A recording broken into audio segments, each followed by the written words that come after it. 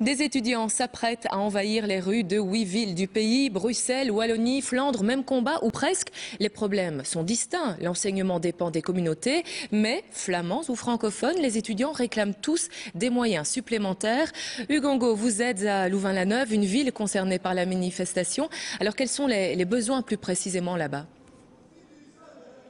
Alors, tout d'abord, pour vous dire que les cours ont été suspendus à 12h30 et vous entendez, les étudiants commencent à donner de la voix et à se rassembler pour exprimer effectivement leurs inquiétudes. Ces inquiétudes ici à Louvain-la-Neuve sont de plusieurs ordres. Tout d'abord, ce manque d'infrastructures de plus en plus criant. Il faut savoir que l'UCL, pour parler de cette université, a récupéré sur ses différents sites de plus en plus d'étudiants et donc on commence à avoir un problème de saturation dans certains auditoires. Manque d'infrastructures qui s'exprime aussi en termes de salles d'études, manque de lieux également d'accueil pour des étudiants non coteurs.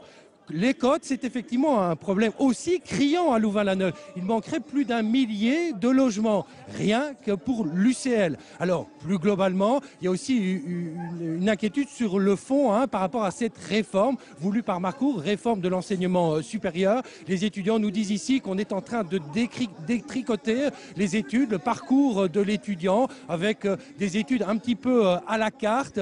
Ils craignent clairement un manque de qualité et de cohérence pour l'avenir. Bref, on dénonce ici un manque de financement structurel et on craint effectivement pour la qualité à venir de leur enseignement. Merci Hugues, en direct de Louvain-la-Neuve, et les représentants des deux fédérations d'étudiants, francophones et néerlandophones, sont nos invités.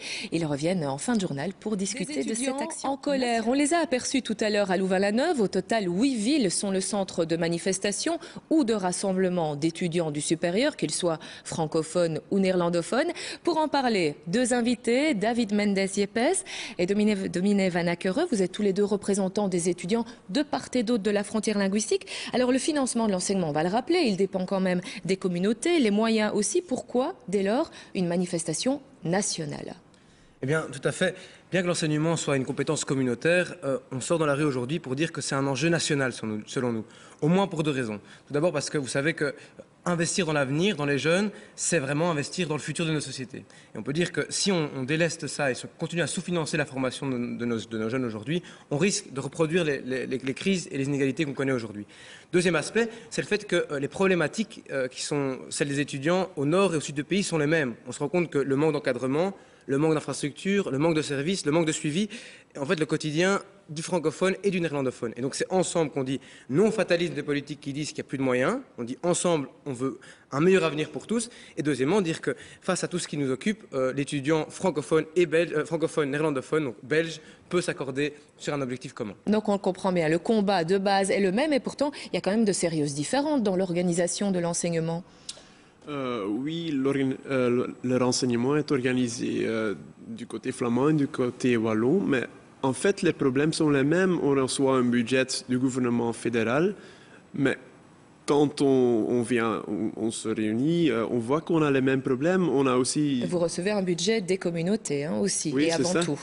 Mais on voit quand même que les problèmes sont les mêmes. On s'est discuté avant et on voyait que c'était vraiment...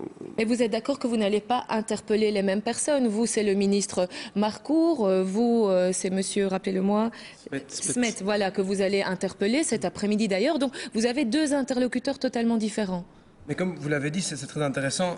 En fait, les communautés ne sont pas celles qui financent. Ça va toujours dépendre du fédéral, puisque les communautés en tant que telles ne sont pas celles qui vont pouvoir prélever de l'impôt. Donc, qu'est-ce qui se passe aujourd'hui concrètement? C'est que l'enveloppe est fermée, le financement est fixé, alors que le nombre d'étudiants augmente. Et on a remarqué qu'en 40 ans, le financement par étudiant a été divisé par 2.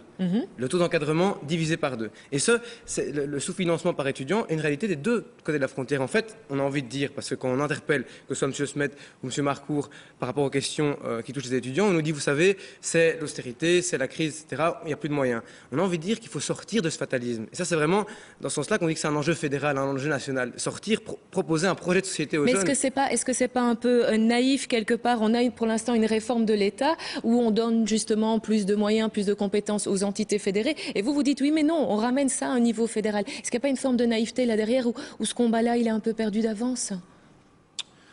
Non, je ne crois pas, parce qu'il faut savoir que c'est notre futur dont on parle. C'est très important d'investir dans l'enseignement, parce que Ça c'est ce qui a fait la Belgique et la Flandre et la Wallonie. C'est la seule chose qu'on a, en fait.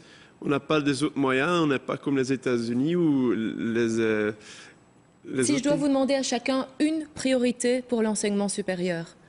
La priorité fondamentale, c'est qu'elle devienne une priorité politique pour la Belgique. Et je pense que ça, c'est pas du concret, ça.